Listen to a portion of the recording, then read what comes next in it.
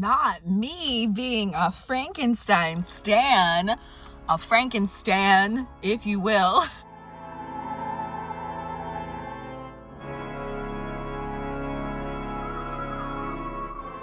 What's up, guys? It's Renee. Welcome to my channel, or welcome back to my channel. We are in my car. I have a lot to do this week. This is the busiest week of my life, so I am filming this in between a plasma donation and taking my best friend to lunch for his birthday. But nothing can keep me from chatting ad nauseum about Frankenstein. I love Frankenstein's monster. I know that his name is not Frankenstein. The Frankenstein joke was just too good to pass up. You guys are literally on my steering wheel, balanced by my purse, so you're just gonna have to bear with me. Content is content, guys. So we are going to do this in a couple different sections. We're going to talk about Mary Shelley and her life. That was the most goth life to ever exist. We're gonna talk about the night that Frankenstein was created, the book, not the monster. We're gonna talk about the actual plot of Frankenstein and like how gay it was for 1818. And then we're going to talk about why Victor Frankenstein is the original fuckboy. By the way, I don't know if I mentioned it, this is my viewer's choice. A couple months ago on Instagram asked you guys what books you wanted to hear me review for spooky season, and it was between this one and Dracula, and I'm very glad that you guys chose Frankenstein because I hate Dracula a lot. So let's talk about Mary Shelley's life. I don't have my notes, I'm just going off of memory. I'll put like actual dates on the screen. Basically, Mary Shelley's born. Her mother is a like early feminist. She dies while giving birth to her. When Mary is 17, she meets Percy Shelley, who is married with a pregnant wife at home, and they run away together, and then they get married after his wife suicides. So that's cool. There is a rumor, I could not find like concrete proof, that she lost her virginity on her mother's grave. Fucking hardcore.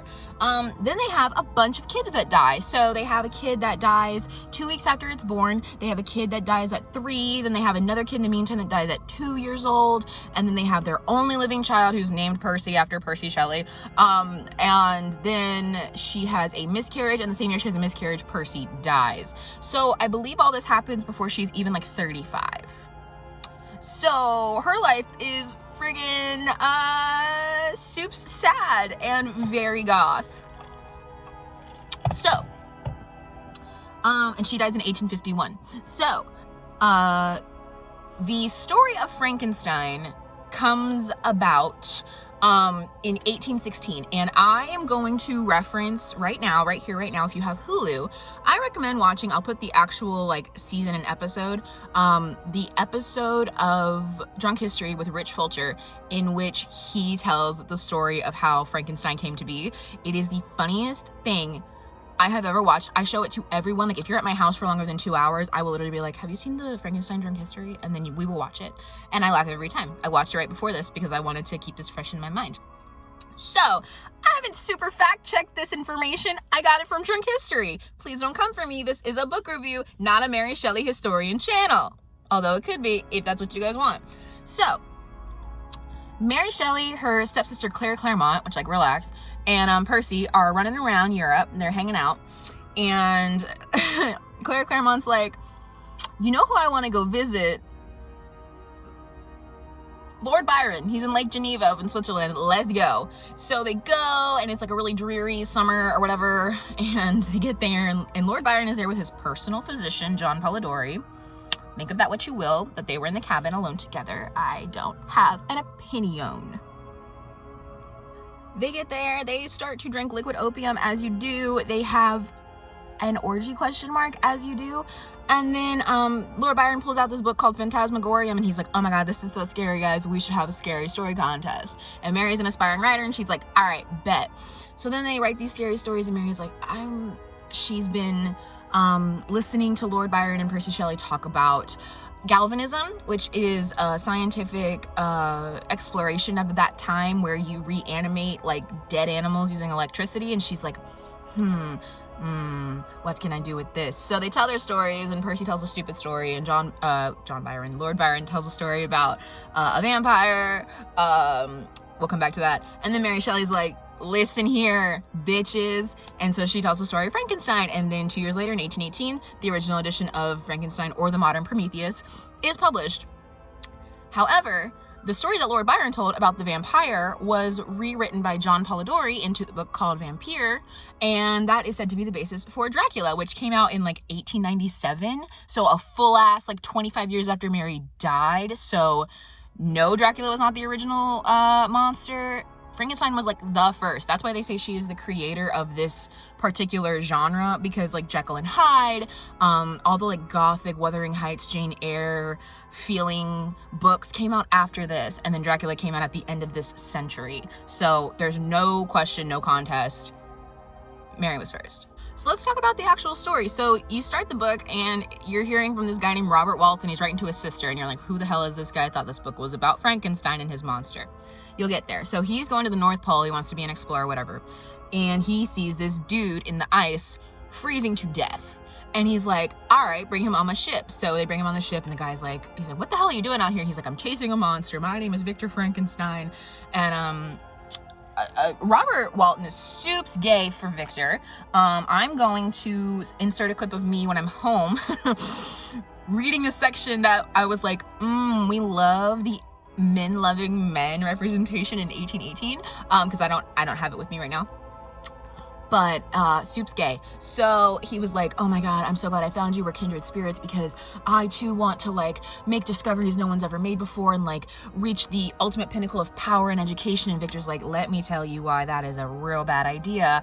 Here's my story. And then we go into the story of Frankenstein. So Victor is born to his dad and his mother, obviously, but his mother is the child of his dad's best friend. So huge age gap. The dad's friend dies, and he's like, guess you better marry me, because you don't have no options in the 1800s. And she's like, all right, bet, let's get married, have Victor. Victor is like doted upon and whatever, and then they adopt an orphan named Elizabeth, although in the original story it is his cousin, so I don't know if they changed that to be less weird, but either way, she's adopted with the intention of like being Victor's wife one day, which like, okay, that's fine, just like, yep, she's literally 8, but go off.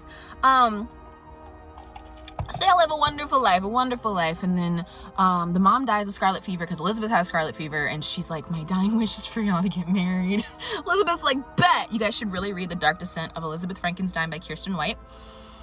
Really good book, really interesting way of reframing this whole story, because Victor is a psychopath and no one acknowledges it in this book. Anyway, so he goes off to school in Ingolstadt, and he's originally like really interested in alchemy, and he's like, alchemy, and then he realizes like, oh no, this is all outdated, electricity is where it's at. All right, bet. So he starts, studying electricity and science and whatever, and he masters everything that the professors have to say. Great, very smart, cool beans. And he's like, you know what I'm gonna do? He starts to like really just like pull back from his family and pull back from society, and he's kind of like just isolating in his apartment working on science. And he's like, I am going to reanimate a corpse from pieces I found from the morgue in my apartment. Sure, sounds like a thing that we should do. So he does it, and it doesn't work, and then he goes to bed and he wakes up and the fucking creature is alive and just like staring over him smiling, and he's like, nope, and he fucks off out of there and leaves the creature in the room. And he's like, I'm gonna run around, and he runs into his childhood friend Henry, and he's like, Henry, I don't feel good, dude. So they go back to the apartment, and the monster's gone, and Victor falls into like a nervous fever for months, and Henry like nurses him back to health and is like, we should go see your family. And Victor's like, no, I don't know. And then he get a letter from his dad, and his dad's like, your little brother William is dead. And he's like, oh shit. So he goes to the house. He's like, well, my brother's dead. Oh my god. And he goes to William's grave, and he sees the monster standing over the graves. He's like, you fucking killed my brother, oh my god. And everybody's like, no, the servant girl Justine killed your brother. She confesses, because she's like, I'm gonna get salvation from this, and then she's fucking executed. So then like 2 innocent people are dead, and they're all like, oh my god, let's fuck off to the mountains.